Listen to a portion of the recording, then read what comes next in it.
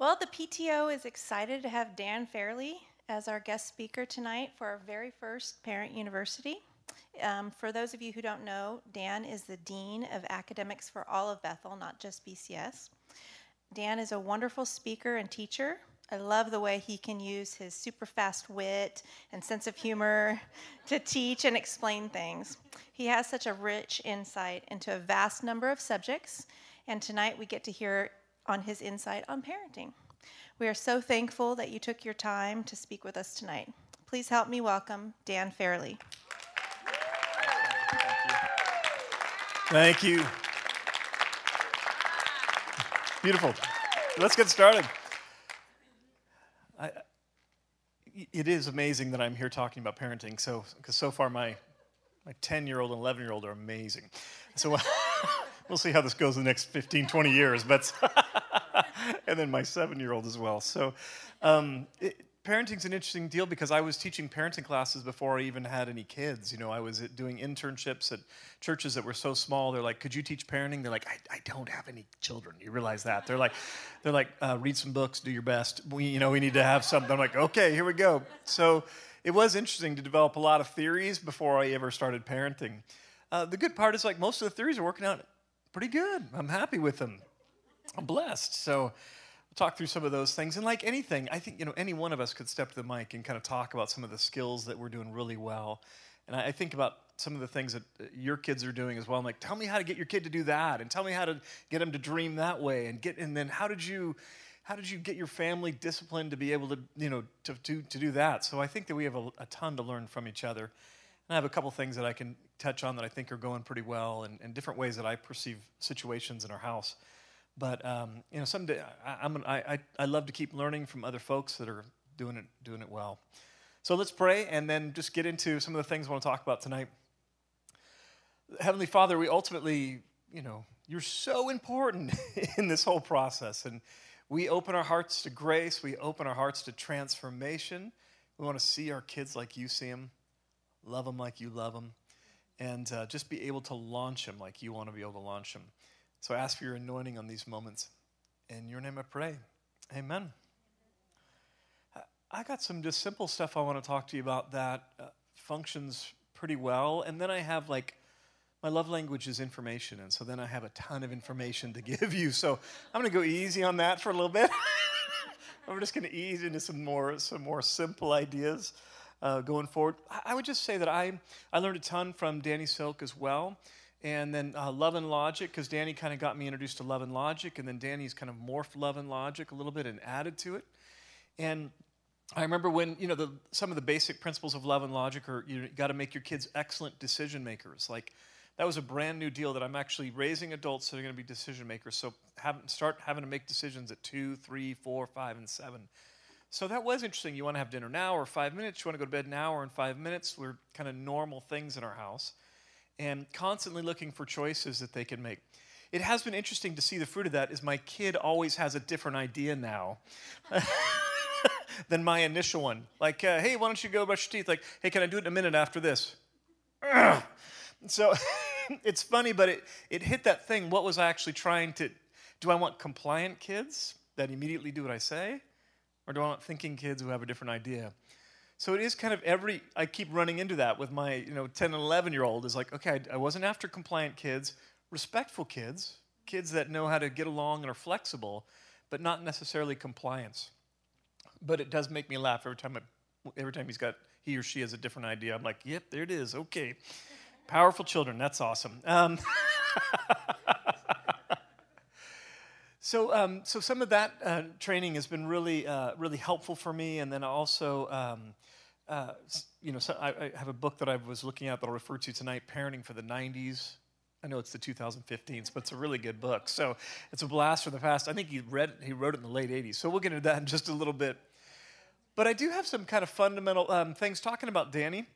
Danny has, this idea that he wants to make, he's like, I want to be a safe place for my kids to come. And I'm like, I get that, So when they come, there's some safety. And some of the ways we give safety is through listening, that sort of deal. And I really value that. But I was raised with I want my kids to have a little bit of fear of me. I don't know if that's awesome, but my kids are not quite sure what I'm going to do sometimes. Like, in other words, so I love all the love and logic, but I don't know if you got Dad figured out, or Dad's always going to be mellow when you come. And so there's a bit of what I've got going. Partly I was raised in a family of yellers, and so the parenting style I was raised with was, we would just yell really loud, and they would kind of, what I came to find out is my folks would hijack my amygdala. They would go, hey, and my fight or flight is in there, and I'm like, am I going to fight or flight? And then they give me some instructions, and then I'd go, okay, I think I made it through that. But it was interesting, though, because, and then a little bit of like, we didn't have formal spankings, and there was no spoon in the glove box. It was like the hand out of nowhere that you didn't know when at some level. So it had its backfire on when my mom would like try to clean something off my chest. I'd be like, or like fix my hair. I'd be flinching. She didn't like that when we were grocery store, and I'm flinching like that. But but I remember, it was some struggle there. So the funniest one is when my folks would get in the doorway and send me into the room. I don't know if that happened to any of you, but they'd go, get in your room, and they'd stand in the doorway, and you didn't know if you're going to do a SWAT go in, or you didn't know if you're going to get some sort of bang going in, and so. I was raised, so I have to be careful, like that whole, like a little bit of fear. I got to make sure I'm not just reverting to old patterns. But it's been interesting to try to let go of that, raising kids through intimidation, fear, and control, and move to like, hey, these are going to be powerful decision makers who are flexible and fun to be with, and kind of have that as my goal. But I do have that bit of like, hey, Dad's a bit of a wild card, and I don't mind that. Again, I'm not whacking them out of control or any of those sorts of things. So a couple of ideas that I think are helpful. One is that are important to me. One is that Christy and I really see ourselves as a team. And so it's absolutely essential that we back each other up with what we're doing, and that we do it in front of the kids and stuff. So that's easier said than done sometimes, because every once in a while one of us will just say, oh, here's what's going to happen, and we'll come up with some discipline that doesn't seem to fit the crime, and you're like, oh, okay, do I mention now, like, hey, hun, that might be over, or does she mention that, like, hun, does it really need to be that severe? And occasionally, lots of times it's like you just let it go, and a little bit later it'll be like, hey, can we revisit that, because it feels like, I set that standard in frustration, or you set that standard in frustration, and so we kind of go back to the kids and go, hey, this is what we said, but Mom and Dad have talked, and this is what we think could be a better consequence to those things. But trying to actually really parent as a team has been essential. So there's nothing in our heart that we allow to go, hey, Mom's kind of the tough guy, come to Dad, and then I'm going to build my identity through being more of a softie, or vice versa. Because it's you guys know, the kids try to play against each other. That's really not great. But when the parents go along with it, when we participate, that's really unhealthy.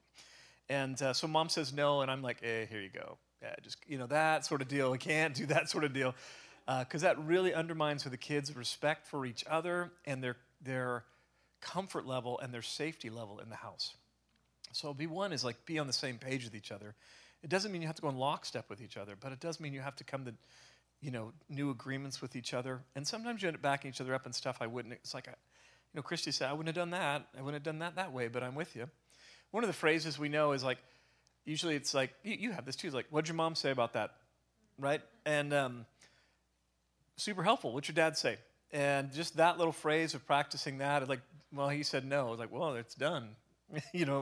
That kind of reinforces that we are a team and we're doing this together. Been essential for us. So along with that, I think the other deal that's super important is touching our kids a lot. I think continually be touching our kids, and it sends this message of affection and love. And when we touch our kids, they will tend to touch us back, and so you end up with a family that cuddles and snuggles some, which is kind of nice at some level. And so I know sometimes it's so hot and Reading, you're like, oh, get off me. Or one of my kids, his rear end is so bony, you're like, you're killing me. But it's like, they're not going to be able to sit on my lap forever. But so really going out of our way to touch the kids, super important. Some of the ways that looks like for me, some of the rituals I have is when I come home, I try to go kiss everybody in the family. And at first it was easy because they'd come find me when they were little kids, and now they're like looking at a video game or they're ignoring me. They're doing something else. So I come in and go, hey, and kiss them and touch them when I come home. And if they're ignoring me too much, I lean in and I go, hey, that's not the way we greet people when they come into the room. I need your attention. So I just gently kind of get them to focus on me, trying to teach them this is what sociable behavior is. But touching our kids is easy money. It is easy money for building connection and rapport. And some of that's about ritual. Trace is 7. I think I was carrying Aiden to bed till he was 10. On my shoulders, and I'm carrying him to bed. So it was this huge boy was on my shoulders. Every once in a while, I still get him up there, but it was part of our rituals of I'd carry the kids to bed. So they'd all run into mom's room, and then I'd carry them one by one into bed, and then I'd get frustrated that they got up and did something else. But anyway, so... But even still, Trace wants me to carry him to bed, and he wants me to carry him like a baby. Trace is 7. He's like, carry him like a tiny baby whenever he gets out of the shower, because I've been carrying him like a tiny baby around the house since I was a kid. So he wraps himself up in the towel and says, carry me like a tiny baby. And man, he's getting heavier and heavier out there. But this ritual of touch and it's just been part of the dynamic of the joy of our family. And, I carry Trace to bed at night singing, night, night, night. I've been doing that to him for 6 years. It's the most annoying song in the world. I get that, and it's meant to be silly, but it's part of the ritual, and it's silly and fun. The most recent thing I started doing is I used to lay in bed as long as possible, but I kind of have a new ritual I've been doing for the last 3 months is I set my alarm clock a little bit earlier so I can go and get in bed with one of the kids.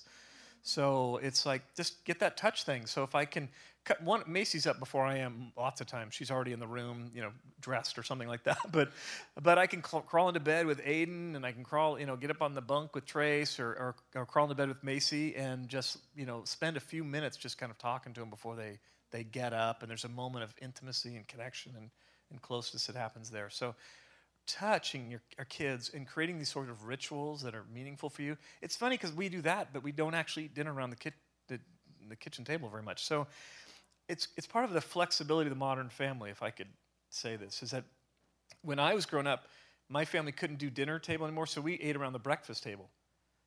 At this point, my family's not eating around a table very often, partly because they're so annoying to eat with. I don't know if you realize that, but it's sometimes I'd be so frustrated by the time I'm done eating with them.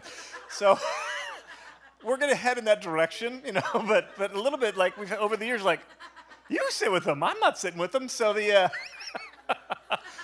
but because that ritual's not there, we need other rituals in the place of that and stuff. So instead of kind of being locked into the sort of ritual, I think just finding ones that fit the rhythm of your family and your personality and the season of our family is kind of helpful to do. And that sort of flexibility as a family is good. So touch our kids. The other one is listening to kids, which is very hard to do, frankly. I've got, and I don't. Maybe there'll come a day when my kids don't want to talk to me, but it ain't now. I mean, it's they're talking to me, and it's very interesting because I have to. It's listening is another easy deposit in the bank, and especially I try to listen to Macy, my daughter, more. Mostly because my sons talk more, but so if I let them talk, they would continue to talk forever to me. So we have a little bit of, hey, Dad needs a little bit of rest from talking. Every once in a while I'll say that. So, but actually when Macy starts talking, especially my daughter, I turn my body towards her and I lean in and listen to her. And so I'm trying to send her positive messages that I am listening to you. And I listen and always try to follow up the story with, and so that, so that's a super fun story, or so that must have been very confusing for you, or some sort of comment, or some sort of synopsis of just saying, you do have my attention, you are super valuable because I'll turn away from what I'm doing to focus on you. And so listening to our kids really, really it's just like touching them. It's money in the trust bank, money in the love bank. It's money in the just our connection, our trust for each other. And along those lines, I've already kind of mentioned is just I think consistency is absolutely essential. We don't have a consistent. we got a consistent bedtime, but it's a bit flexible. Sometimes I hear families that, I don't have enough discipline in my life to actually eat at the dining room table with my kids. So so you can imagine it's not oodles of discipline around there. But consistency, like, hey, if we set a punishment, it's going to happen unless we've negotiated a new normal. If we've set a consequence, it's going to happen. Like, we are going to address that sort of disrespect every time it comes up, and we'll address it in the moment, And so so it's like if our kids ask us anything without a please, it'll be like, please, Dad. Them's kind words. I love that. So that sort of consistency. If there's something with a tone, it'd be like, oh, that tone, that's not working for me. Would you like to try again? Or that attitude's not working for me. Would you like to try again? So there's a measure of consistency with that where we've been doing that for years. When our kids were younger, it's like, hey, use your words. I know, use your words. I need your words. And so some measure of consistency, I think, is a way that kids have safety and are able to kind of know their boundaries. Sometimes the consistency looks like, I remember Danny told a story at one time, basically with his older son. He said something like, son, I love you too much to let you win this battle.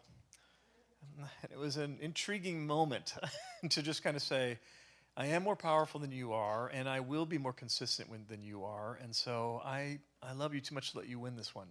Now, he didn't use that every single time, but it stuck in there as okay, that will help me be consistent when I'm tired and don't feel like enforcing my own expectations or my own words to the family. It's like, I love you too much to let you win on this one, so I got to come through and be consistent. The craziest story, with that whole deal is just with my daughter. My daughter did something just really, she was youngish, I don't know, 4, 5-ish or something like that. Threw a tantrum and was mean to her older brother and super mean. And we're like, uh-oh, that's not fun. You go into your room. Ow! And she threw a fit. And we're like, uh-oh, that's not fun. You're in your room. And it's like, would you like the door open or closed? Ah! Okay, open or closed. Ah! It's like, okay, you want me to decide or you decide? Ah! Okay, we're deciding. Door's closed. Ah! So that was just like super worse. And then she's trying to pull the door closed. Open. Like, I can't do that. So we're holding the door closed against our 5-year-old daughter. Why? I love her too much to let her win this one. She'd up the ante, and I'm like, oh, I can do this with you all night long. Here we go. So, so she cries herself to sleep. I'm sitting there by the door holding it closed. It was a horrible feeling, but I knew there was a big win in it. I wasn't trying to kill her will. I was just trying to say, hey, I'm going to win in this one because you're misbehaving. I'm not trying to, part of our model was we got to beat the rebellion, or we got to discipline the rebellion out of our kids. That there's an older model, that there's an unwilling child that we must submit and subdue. And I'm like, I don't have that at all. But in this particular incident, it was like, you can't win this. You can't be mean and disrespectful and then act like that didn't happen, even though you're 5 or 4. So anyway, she gets up, she falls asleep. We pick her up, put her in bed, and she gets up the next morning, and I'm like, hey, Macy, you ready to clean up your mess with your brother? No. Oh, there's still that mess from last night. Would you like to clean up your mess or be in your room? So it's like, we didn't let her forget it. We're just like, oh, no, that thing's still a mess. So she was in there about another hour or so, and then she's like, I'm ready to be fun. I'm like, that sounds awesome, Macy. Come on out. Clean up your mess with your brother, and everything's good. And we don't bring it up again, except in preaching stories like this. But I don't know if she remembers it. She probably remembers it in a blur of trauma. But we remember that it's just that consistency. And so we haven't had a tantrum like that from any of our kids since, That was like, I think the older kid went, that doesn't look like a win, Like, I'll learn from that lesson. And Macy's like, that didn't work for me. So a measure of consistency is pretty important. And so I think you try to work together. It's hard to be consistent sometimes if it's just you. That's that whole teamwork thing, that we just need each other to be consistent and be on the same page. Apologizing to our kids. This is something that didn't happen to me a lot, that I've been trying to do more with my kids. It is super hard. It is very humbling to apologize to my kids at some level. And sometimes it's because I've been overly mad or I've been overly amped up. And so I really have been inappropriate. Even though they're 7 or 10 or 8, like I'm out of line. So, and trying to apologize without blaming them for my outburst. Super hard. I'm really sorry I did that, but I wouldn't have to do that if, which if you try to apologize to your spouse that way, you get your teeth kicked in. You know, at some level, you're like, what did you just say? So, but we'll disrespect our kids and kind of say, this is your fault that I did this in some ways. But trying to say, hey, I was out of line, I raised my voice, and I used sarcasm. And sarcasm is you know, I use words that hurt your heart instead of trying to help you. And that's not the dad I want to be. I'm really sorry for that. Please forgive me. And you know, I do okay with that. And then there's a few things I can look at even now, like, I never did apologize for that. You know, just like I just never got up the guts to do it or the steam to do it. But it is something I have done and Christy and I want to do, but we're not consistent with it. I'm telling tales of myself. That's the one thing I got to be more consistent with. Either quit doing stuff I have to apologize about, which is my hope, or when I do, and I manifest disrespect towards my kids, I'm like, I have to own that, call it for what it is, and then ask forgiveness for that. So touching them, listening to them, apologizing them, be consistent, be a team. And then probably something from my past I remember a ton is my mom just telling me at some point, she said this is a phrase that rings in my heart. She has many of them, but one is that she said, we don't treat people that way. That was a very interesting kind of deal. Like, I remember a couple stories. Like, I'd get invitation to go to somebody's house, but then later on I'd get an invitation that same day to go to somebody else's house to sleep, have a sleepover, and I'd try to get out of my first obligation and to go with the cooler friend, you know, that had a better setup, and my mom would be like, oh, no, you're going to that first friend's house. We don't treat people that way. We don't treat people that way. And so that model is like, hey, that's not how we treat our friends. Hey, that's not how we treat our neighbors. That's not how we treat our sisters. That's not how we treat mom and dad. That's a simple phrase that I've been able to go to from time to time to help socialize my kids in appropriate behavior. Like, we don't treat people that way. That's not how our family runs things. That's not how we do stuff. So that those are some of the kind of key, like, just ideas that if you had to say, what are the things that you think you're doing okay at, or that you're trying to prioritize, those would be some of them.